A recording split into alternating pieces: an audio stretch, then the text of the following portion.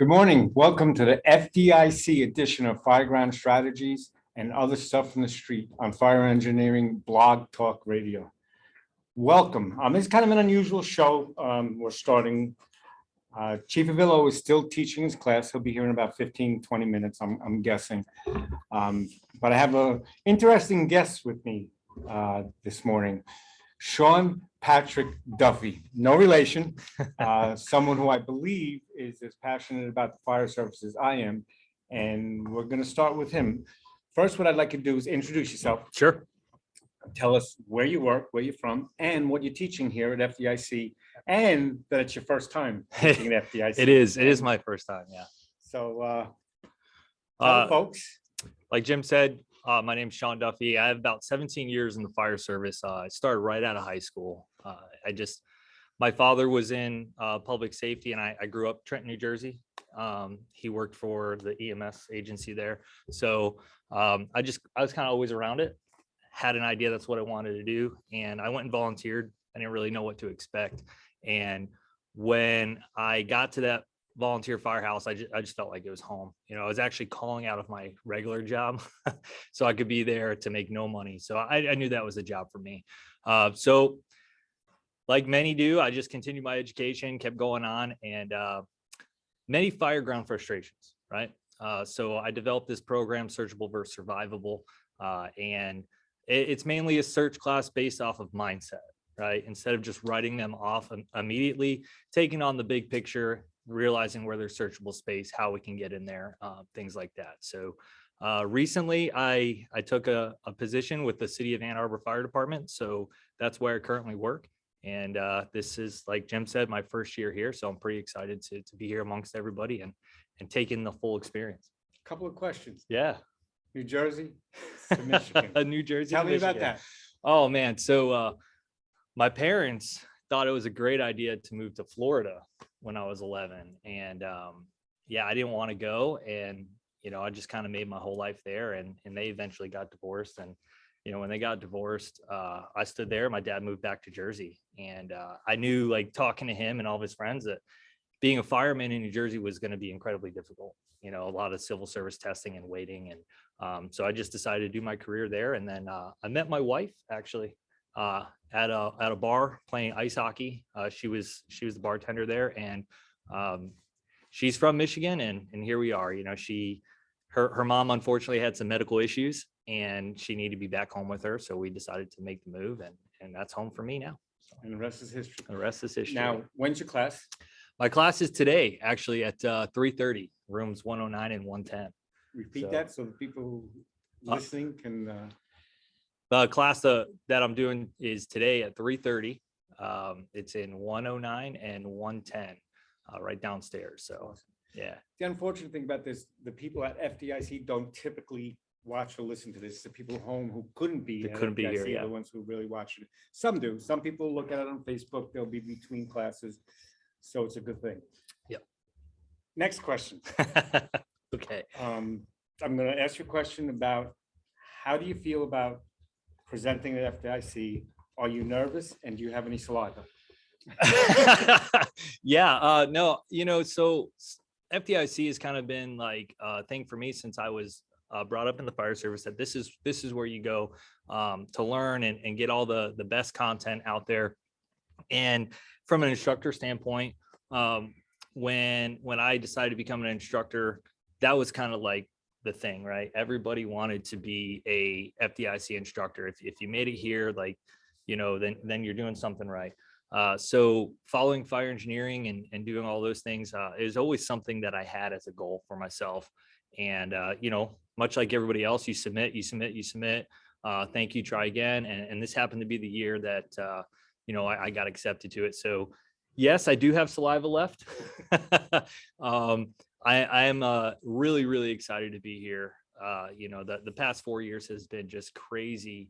I actually got to write 2 articles for fire engineering, and it's just been an incredible journey. And I would stress to anybody who teaches or wants to aspire to do this to definitely chase that avenue, because it is worth it, and you meet some awesome people that become lifelong friends.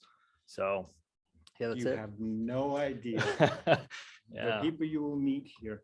The wonderful thing about it is, and you were talking about people aspiring to teach here, but also if you're going to lead and you're going to write, you should come here and take classes, even if you have no desire to stand in front of a room. yeah, This is the place to learn. Right now, one of the most difficult things about FDIC is deciding which class to take. There are right. so many classes.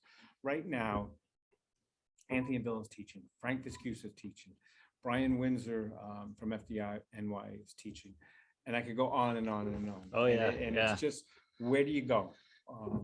Who do you see?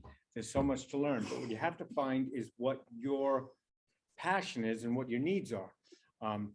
My class is on house fires, private dwelling fires, 1 and 2 story homes. And that has a really large audience. There are house fires in Nebraska, there are house fires in Brooklyn. Right. You know, even in Manhattan, there are house fires. So people might gravitate towards this who are in more rural or suburban areas. But there's someone else teaching high-rise stuff Yeah. at the same time as my class. Now, if you work in a very urban department with above 7-story buildings, high-rise classes might be right for you. Frank Viscuso right now is talking about leadership. If you're an aspiring leader or not, if you want to lead in your own life, in your own family, just better yourself, a leadership class might be for you. So Sure. the decision is, what class am I going to go to? And it's always been difficult for me, especially now that I know them all. So if I'm not teaching, what I do is I travel around. I spend Yeah. 15 minutes in one class. I spend 15 minutes in the other class, and it's to support them. Sure. They're Absolutely. my friends. Yeah. They become, some of them have become more than brothers. Well, I can't say more than brothers because I love my brothers to death, but they become brothers to you. Yeah, it's interesting that you say that, because I do the same thing. Whenever I teach all over, wherever I happen to be, usually one or more of my friends are there too, and they're giving their classes. So it's always nice to be able to sit in. And this year it's just kind of lined up where I can only get to one. Everybody else that I wanted to sit in their classes, they're all teaching at the same time I am today. So Yeah. And it's that's another thing. I'm always teaching the same time as Jerry Tracy. We've been next door to each other. Jonas Smith. I'm always yeah, teaching at the same time as him. And you know, it's become interesting, you know, and it's tough to schedule. I wouldn't, you know, ever ask them to change my schedule. sure. You know, I say, oh, I prefer Wednesday or Thursday morning if I'm doing a classroom.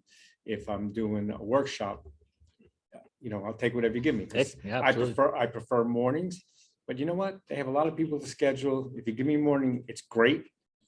Give me an afternoon. I'll still, you know, I'll be appreciative that they Yeah. brought me out here to do this. Absolutely. The opportunity is what it's about, right?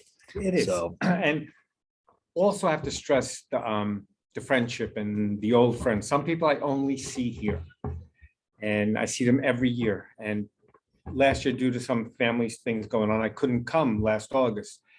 And so the last time I was here was 2019.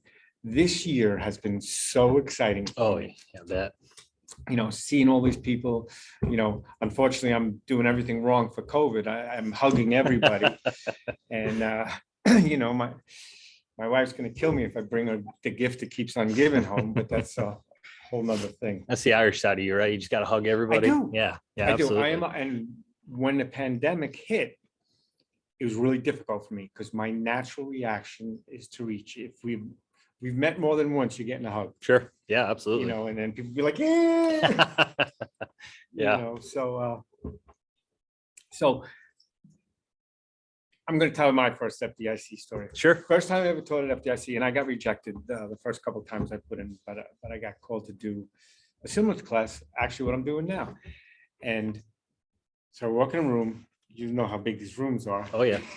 and there are 4 cameras. I mean, I'm talking big television cameras. They're recording my class, live broadcast, and for FDIC online. Sure. So it was myself, Mike Dugan, a few other people who recorded. Talk about adding stress. Oh yeah. You know, I literally didn't have any slide for 15 minutes. And it went well, it went really well. But I also think how, that was 12 years ago, 13 maybe.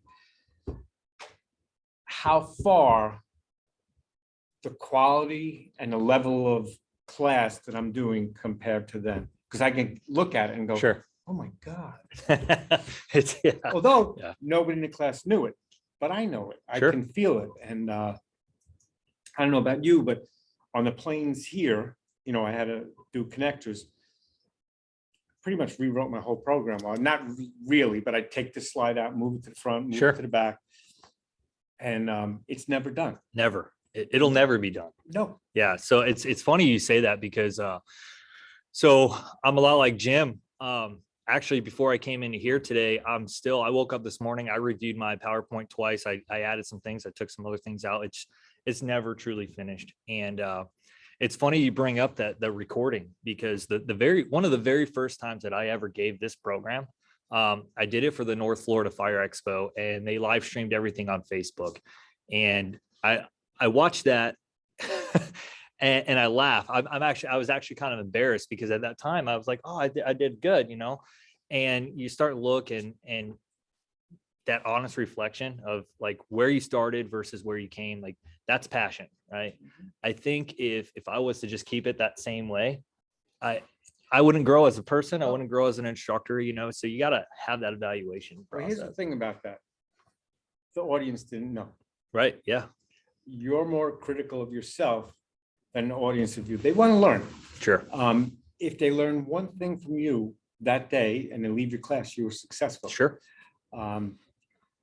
The people that come to my class are everything from probies to chiefs of department. Yes. Not many chiefs of department, but small department. I get a lot of chiefs in there. And what you have to do is aim to get your class to get them all. Yes. Not teach Yes, over the absolutely. heads of the new guys, but not teach the same old stuff to the Yeah. chiefs. Yep. And it's a really difficult balance. And that's Yes. something I have had difficulty doing. At least I think I do. Sure. But I think I'm hit the mark, because my reviews seem to show that. Yeah, they reflect that. Yeah. And that's the other thing too. Like that's always been incredibly difficult for me when I'm teaching a class, is because I am so passionate about the topic. I think everything I put in my lecture is important. I've had to really learn how to scale that towards the audience. Like you said, if you got chiefs in the class, I can't just talk to firefighters. Right? I have to talk to the chiefs. And what I really learned about that is we're all opinionated. Every single one of us. Every single one of us have an opinion. Speaking of opinionated, here's the opinionator. So I've had to really learn to curb my opinions and keep it more based towards factual things, to get the most out of the class that I can, so it doesn't come off the wrong way, so cool.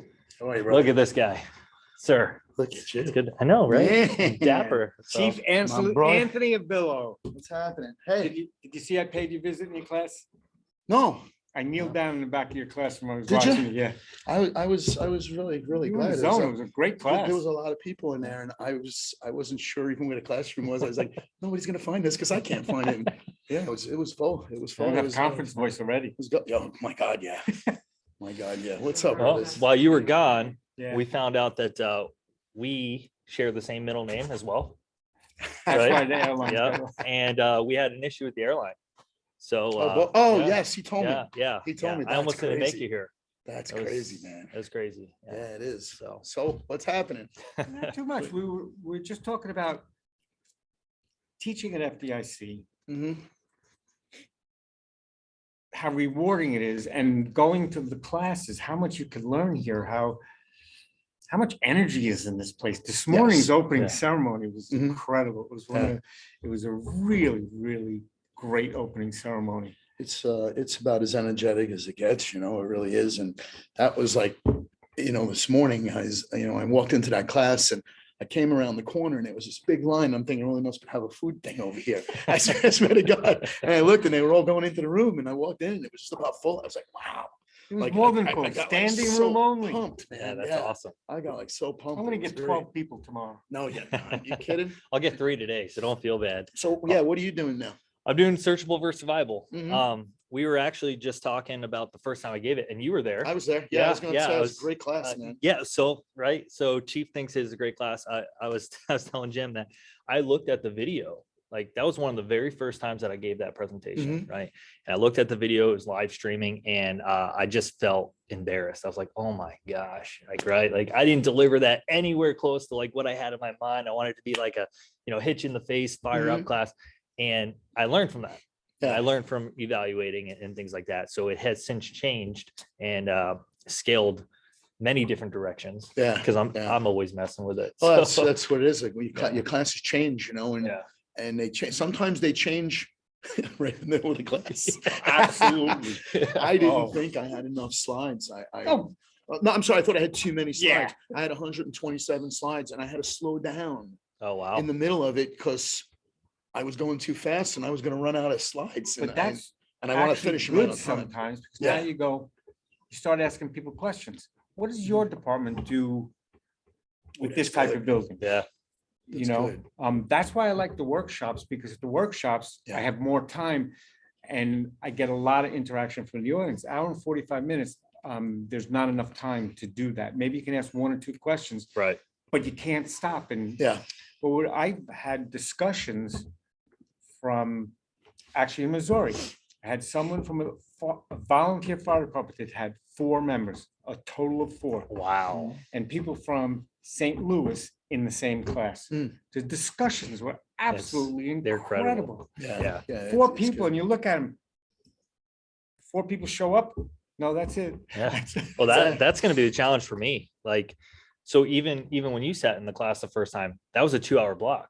Right. The class that I do is really geared towards be like 4 hours. It's a 4-hour block because I want to hear from you as my students, right? I want to ask and engage you and go through this process together. I'm more concerned with dialogue than I am getting through all my slides. I think that's where we get the most out of it. So doing it this year and like, oh my gosh, I had like 110 slides on my lecture. I had to shave it down to 60. Wow. Just to do this. So so everybody that's taking my class here is getting a very, very condensed version, which is fine, but it's like you said, you got all those slides and you're blowing through it. And then like Jim said, like, it's nice to be able to talk to the students and hear, because we're stuck in our own reality a lot. Like what does my department do versus yours? And like staffing levels, like response times, all that. And to hear how your information relates to the students in their world is just incredible. Like I learned so much from that. And I go back and I'm like, okay, and I look at the presentation again. I'm like, oh, I gotta change that, because certainly these individuals are not the only ones that are doing this, right? Yeah. So, exactly. Yeah, Well, that's why. great. Example, how many people do you have on your rigs? So an 3. engine. 3. So all of us had 3-man engines. Yeah. But then you come with people who have 2-man truck companies, which to me is mind-boggling. And then there are people, like New York City, but they have a whole different fire problem. Yeah. So having 5 people on the rigs is important.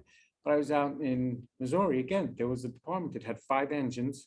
I'm sorry, quints, but they call them engines. And 5 people on each of them. That's crazy. 1 quint in each house. There's 5 houses. Each one of them has 5 people, and they're all on 1 rig. Wow. In those houses. That'd be That's nice. pretty cool. Yeah. 5 people. And everything's based on arrival, I was going to say, how did not they what base kind that? of rig. So I'm a truck and an engine. That's the way my mind works when I'm running a fire. But these guys, so to me, our guys would be, if they both had hose and they both had ladders, they'd be discussing who's going to do what. But they have such specific SOPs. The first in quint is fire attack. The next one is ladder. They do ladder work or truck work. And they do it pretty well. And the whole county is actually going that way. Yeah. So your mutual aid companies are on the same SOP. I think that's a pretty brilliant idea. We talked about this last on our podcast that we did, right? We talked about tactics and everything else, that like, it is so important that even like this department, they're all quints. That's fine. Doesn't mean you're always going to show up and do truck work, right? So like for me, for many, many years, I was on a 2-person crew. And what I had to learn is it doesn't matter what you show up on. You have to know all of the assignments. You got to do everything. Yeah, because situational dependent. Hey, go do this now. And you don't have the luxury of going, that's truck work. No, it's okay. I might have another guest to join us. Oh, there you go. Okay, cool. You so you don't have that luxury to say, oh, no, I don't do that. I can't cut holes in the roof. I can't do that's a truck Right. company. Yeah, Like yeah. you have to learn to show up on what, even if it's an ambulance, Mhm. right? Whatever that unit is, like broad view, you're a firefighter. Yeah, Know the skills. everybody's got to be cross-trained. To Yeah. know everybody's skills because you never know what you're going to be, asked to do. So here's a question I was thinking about to ask you. So you were in Florida. Yep. Now you're in Michigan. Michigan. Yes. How does that compare? Oh my gosh, What's man. the differences? What's It's the so different. similarities? So the similarities are the people. Like it Mhm. doesn't matter where you work in the United States. Like you got the same people in every fire Mhm. department, similar personalities. Response areas were different, the way the roads are set up, houses being closer together the way they are, just building construction as a whole. And I think and this isn't to take anything away from the state of Michigan. It's this weird dynamic. Like Florida was very, very progressive. Mhm. Right. So when I came to Michigan, I'm like, what do you mean we don't do this? Like, it was like almost stepping back in my career, 10 Wow. years. Wow. And again, I'm not taking away from anybody. That's just the reality. So like, for example, VES or window initiated searches, Mhm. that is I'll scoot down. Yeah. That is a fairly new concept In for Michigan. the state. Wow. Right. And Wow. and for me, that's been reality majority of my career. Like that's just Right. been a thing. Like we just Mhm. did it. Good. I'm gonna interrupt you, man. Sir, Brian Windsor. Sean Duffy, nice Brian to meet Windsor is a you. lieutenant in FDNY, a good friend of mine. Have a seat. Sit down, brother. A Long Island volunteer as well. I don't know about any more, but Yeah. Slide a little more. Oh, yeah, there we go. so So do you know Anthony Villa, Yeah, we've met before, yeah. Sean Duffy from Ann Arbor? Just doing a met. class called why don't you tell us? searchable versus survivable. It's about educated decision-making on the Fireground. And instead of showing up and saying things that like nobody could survive in there, that's not possible. Just taking a look at the whole picture and understanding where our data comes from and how that applies to us in our situation, sizing up the whole situation, not just for the fire itself, but also for civilians. Where can I get in and stuff like that. So Brian just did a class on flashover. Okay. Unfortunately, Cool. Brian has real life experience with it. So why don't you describe the class to people and what you think about teaching at FDIC? I mean, I love teaching out here at FDIC. I've been doing it for many years now. I teach a class about incident where I got seriously burned in a flashover. And that's the one half of the class. And another half of the class is another friend of mine, Rob Coco from Michigan, was seriously burned in a flashover, and one of his coworkers, Dave Sutton, unfortunately got killed trying to rescue a trapped occupant. The thing with that is my goal is, to make a difference out here. So the men and women can bring something back to their department so it doesn't happen to them. Burn injuries can be brutal. I just lost a good friend of mine that got seriously burned in an accident at home. And it just kind of relived the whole thing all over again. And unfortunately, he passed.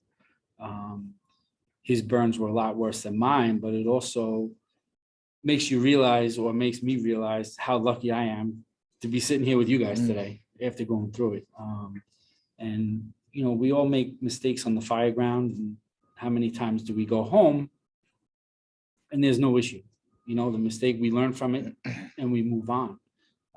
But my goal is so no one else has to deal with that.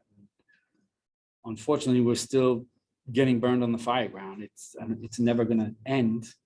And someone put it best the other day. I forget who it was. I wish I could remember, but they said, it was actually Sean Grass from Indianapolis, said, we're out here teaching the hands-on flashover. So in honor of the brothers and sisters that we've lost in the past. And, we just lost one of the brothers from Ladder Company 170 this past weekend. And I don't know all the details, quite honestly, at this point. And but the bottom line is we lost another brother, a line of duty death. And, we have to keep doing it for them because we need to learn and pass this on to our brothers and sisters. Yeah, sorry for your loss, man. Thank you. And some of them hit closer to home than others. And we were just discussing in the hall before I brought you in here. You spent the majority of your firefighting career in Brooklyn before you got promoted, Yeah, right? I mean, in that area, I knew and still know a lot of those guys that work in the firehouse and guys that have retired and been promoted out of there. The captain that was working in the truck, I believe he was working that day, got promoted out of a truck company in my area in Queens that I'm friends with. So it's, it hits home, and it's, the longer you're on this job, even though it's a big job and people from all over the country, it gets smaller and smaller. Yeah. It doesn't, you don't think it does, but now you run into people and you're like, hey man, what's going on? And it's just, and that's what's great about FDIC. And is, that house just you know, lost a guy a few months ago on a bridge, Yeah, in fact, maybe 6 months ago, I don't know. in fact, I was reading the brother that passed away just the last weekend was very good friends with Stephen Pollard, and he actually did the eulogy at his funeral. Wow. So, yeah, if that's not, ironic, chilling, if man. you will, it really is.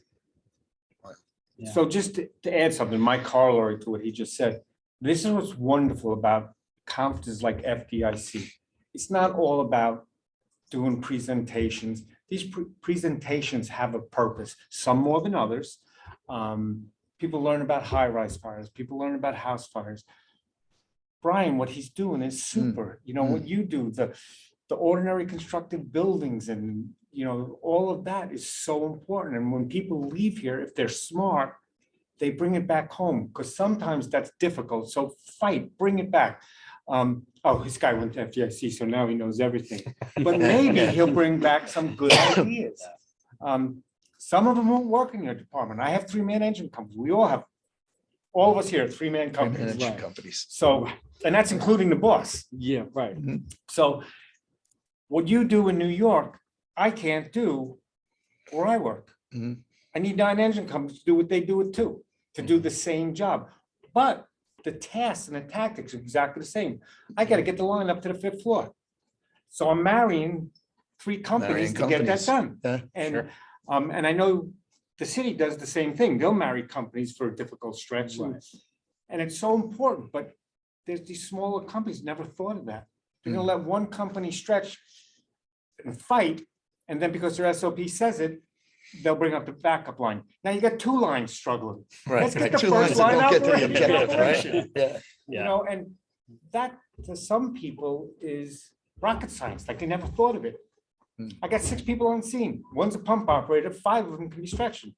Yep. But now you have 2 pump operators working and 2 people stretching, Yeah. and none of them are getting water on the fire yet. No. So No. you can learn, you can bring this back to your hometown, your fire department, your county, whatever it is. And I think if you can ever get out here, please get out here. And if not, there are local conferences. I know New York State Fire Chiefs does some great conferences. They bring in some great instructors. I don't know what happens in Michigan where you are, if there are local conferences, but Florida does a lot. Yeah.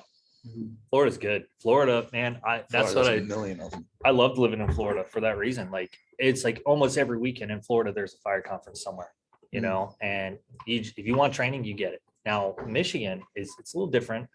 There's some training here and there. Most of it's run through the state. Actually, as far as I know, there's not really any fire conferences. So I got with Todd Edwards, and we're actually doing one in June of this year. Oh, nice. Yeah, so we're doing it. It's Very called good. Great Lakes Hot, and that's what we saw that Me and need. Avillo Like, are for hire, by the way. I Actually, got you. I'm too hot to do, Yeah. I'm too old to do hot classes now. That's okay. That's You all right. You can always do lecture. But yeah, so that's the whole thing, is like when there's a need.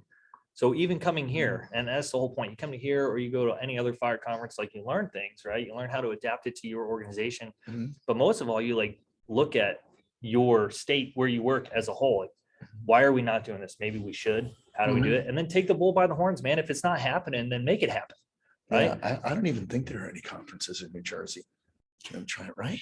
Each little department does their own. Yeah, I'm not even Suffolk County sure. doesn't do too many, just a fire. No, academy. they'll do like lecture stuff.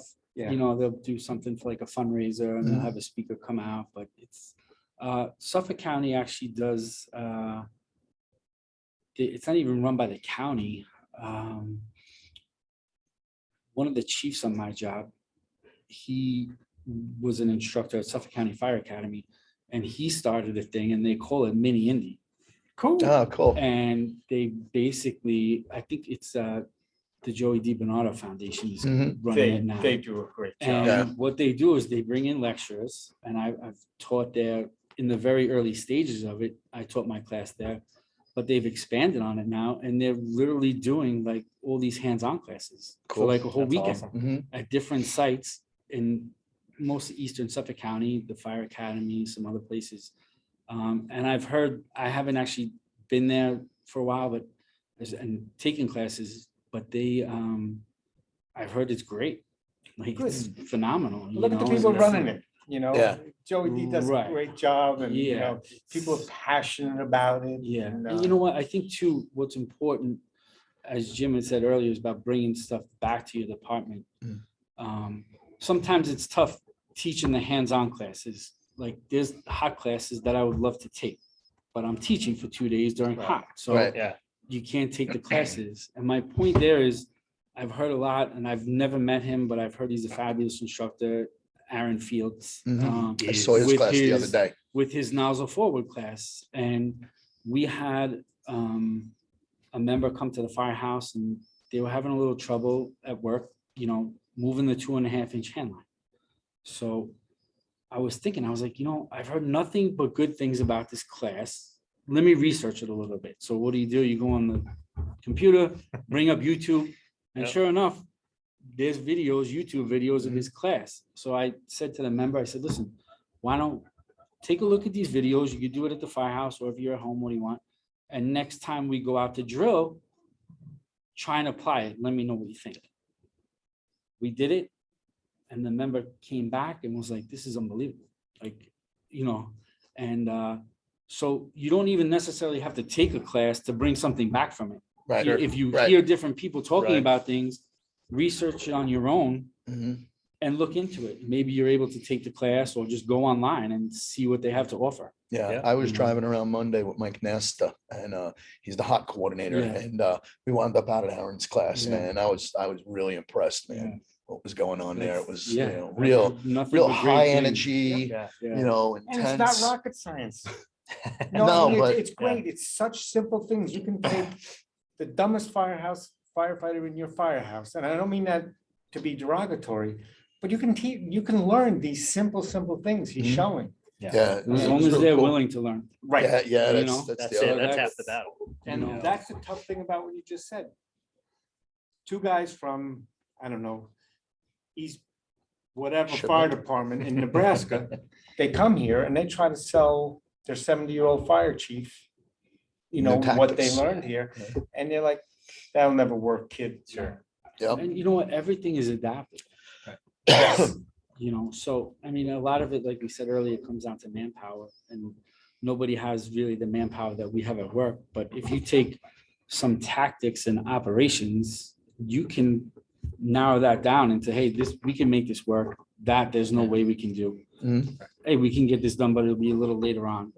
You know, you can do that as long as you have an open mind. Mhm. And my thing is that I'd rather have someone that has no knowledge and gives me 1,000% and is willing to learn every day than the member that comes in with some knowledge and is basically like, yeah, I know it already. Sure. Because that just doesn't work in the fire service. No. You know, And you can't get past it. I know. It sounds like you have some experience. being Yeah. a boss. Yeah. Yeah, it's I like that you said that because it really is like, you know, I get it. Like we all come back and we're like rejuvenated, we're fired up and everything else, but you got to be careful on your approach to things. Like when you go back and you want to share it, like you can't be like, this is how we have to do it. This is what everyone else is doing. This is this, because you can come off very aggressive and put people off just by that. It's not aggressive. Yeah. It's arrogant. Well, that's That's true. what they see. They That's don't true. see aggressive, they see arrogant. Yeah, absolutely. And I've that been just doing shuts this it for down. 40 years, and you're gonna tell me that moving the hose line like this, or VES is the answer to that. Mhm. Right. Every department I ever was part of, we did VES. We had no eye in it, but we knew Right. enough to close the door. You know, I It's didn't implied. need the eye. It's, if I don't close that door, I'm screwed. But every place I did, but I'm finding so many places I teach, no, we don't do that. Why not? Because it's dangerous. Okay, so let's go stretch up 2 flights of stairs with no hose line and get there and try to get the victim. And that's not dangerous. So spending, a Yeah. minute and a half going through a window. So here's what I will say about this, and this isn't even tactical based. I really dislike that argument of it's dangerous because here's the thing. You know what else is dangerous? Being overweight and out of shape. And we don't ever talk about that, right? You go to any firehouse and look what's on their table and like you read all the data, like most of the line of duty deaths are cardiac. Right. Right. No way. Right. And that makes sense. And I'm not picking on anybody, but that's the facts. So like, I find it really interesting, like what we choose to put into like what's dangerous. Cause I'll tell you what's more dangerous to me. One, somebody that doesn't understand the job. And two, somebody who can't perform the tasks that I need them to do. That's what puts me in a bad way. Not the dialed in firefighter or the fire chief making those decisions appropriately, like, cause they truly get it. Right. And that's what I would like to see our fire service go more to is steer clear from the, yeah, that's too dangerous and leaving it that like there's no context behind it, right? Truly understand it, understand like where we're winning, maybe where we're not winning. And when we look at risk, don't just look at the negatives. Look at the positives. Like, yes, there was some risk to this and when we did this, but what did we gain? We saved 4 people. How can we positively impact? Absolutely. That was Bobby Holmes' whole speech this morning. It's just There's always a cost. Yeah. the funny part about the danger thing is you'll have the same guys that are saying it's dangerous to vent and to search, but they'll be wheeling around on one of these scooters in the street at 20 miles an hour. That's probably more dangerous than anything we do on the fire. exactly. Weaving in and out of traffic, right? I want to add one thing to the fitness thing. Yes. We don't need to be CrossFit. Right. We need to be able to do our job. There's There's some things we have to do. There maybe you have to bring a woman down the ladder, or maybe a guy as big as Mike Dugan down a ladder, or an interior staircase. None of us are capable of doing that. But guess what? We're gonna do it. We're gonna do it. When my department, we did RIT drills, and I used to bring Eddie Kanko up. I don't know if you know Eddie, he used to work in Rescue 4. And he actually worked, he retired out of Squad 18. Okay. So anyway, you weren't allowed to stop. So if you ran out of air, you would disconnect your regulator and you completed and got it out, because you give up in training to do RIT. It may happen in real life. Now, I've never seen anybody throw up, but I felt like throwing up doing those type of drills. So you push yourself. I go, I can't, you can do it. I had one of my worst firefighters. He did it. It took him 45 minutes with a partner to do it, but he did it. Let me tell you, it changed him. He wasn't that slug firefighter anymore. He realized that I can do it. He was a 22-year veteran. And he's just like, I don't have it anymore. Well, he did it. And he almost got sick, but he saved a brother firefighter. And now that possibly allows him, if it ever happens in real life. you'll No, be he able can to- do it. I can do it. I'm Yeah. not gonna give up. It's Because functional. It's here too. Mhm. There are places that I've been in burning buildings and go, we're screwed, And then, okay, stop, take a breath, figure out what's going on. Like I caught up above the fire with a firefighter. It was his first job ever out of the academy. And I'm like, I am lost on the floor above the fire. And I'm like, shit, I can't find the way out. And I'm like, oh my God, I'm gonna kill this kid. But then I just went, okay, I made 2 turns and I did this and I did that. And you know what? Once I started breathing and slowing down, we got him out. Yeah. And it wasn't a new situation, and it wasn't. I've been in a situation like that, but it was like my mind all of a sudden shut off. And I said, I don't know where I am. And it's getting worse. Right. And my heart rate went up, my breathing went up. And then your I stopped rational thinking. mind starts to like yeah. not take over. So there are so many things. Training. The more you do it, the more the muscle memory will kick in when you need it. And then I know muscle memory is used all the time. No, but you're true. But- It's true. You're a little more relaxed. I wouldn't say relaxed, but you're calmer and you can think. When you're excited, you can't think. Yeah. Trust me, have an argument with your wife if you want to figure that out. It's like training scars is what I like to refer them to, right? Like I can't. Okay. And you let them quit. Well, you just instill that scar in their mind that when they get to that point, they're just going to quit because you let them, right? And I'm not saying push somebody to the point where they need to go to the hospital, but there is a point where like you've got to dig in and tell people like there's more to you. You can do more. I know you can do more, and coach them through that and let them see that. Because like you said, once they see that, they're like, it's a whole different mindset. And I think that's what we got to get better at, you know, with it. I'm going to put you on the spot, and I apologize, but I really don't. I'm not sorry. Brian was rescued Right. by his guys. And if they didn't complete what they did, again, you wouldn't be here talking. You know, if you want to share some of that? Absolutely. I mean, I think just going back to what you were a little bit training, backtrack a little bit, what you were saying with your 22-year veteran, I think that as we get older in the fire service, at times we're almost expected to do less and less on the training ground. And you see like, oh, you know, you're the boss, you don't have to go through this evolution, or you know what, you got 28 years in, you're good.